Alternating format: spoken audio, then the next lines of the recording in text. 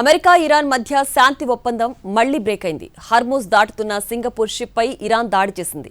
తాము చెప్పిన రూట్లో వెళ్లనందుకే దాడి చేశామని ఐఆర్జీసీ చెబుతుంటే ఇరాన్ తెలివి తక్కువ పని చేసిందంటూ సీరియస్ అయ్యారు ట్రంప్.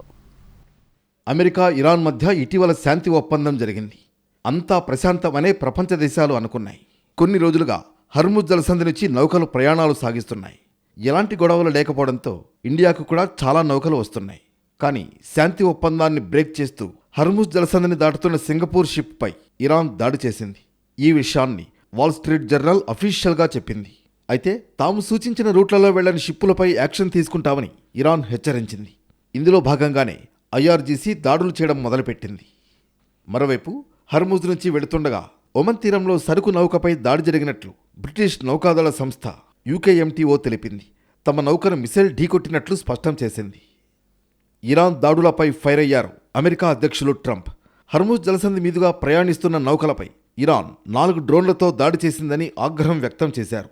నౌకలపై దాడితో ఇరాన్ తెలివి తక్కువ పనిచేసిందంటూ ట్రంప్ మండిపడ్డారు. హర్మూజ్లో షిప్పులపై దాడి చేయడమంటే కాల్పుల విరమణ ఒప్పందాన్ని ఉల్లంఘించడమేనని ఆరోపిస్తూ ట్రూత్ సోషల్ వేదికగా ట్రంప్ పోస్టు పెట్టారు. ఈ వ్యవహారం మళ్లీ ఎక్కడకు దారితీస్తుందా అని ప్రపంచ దేశాలు టెన్షన్ పడుతున్నాయి.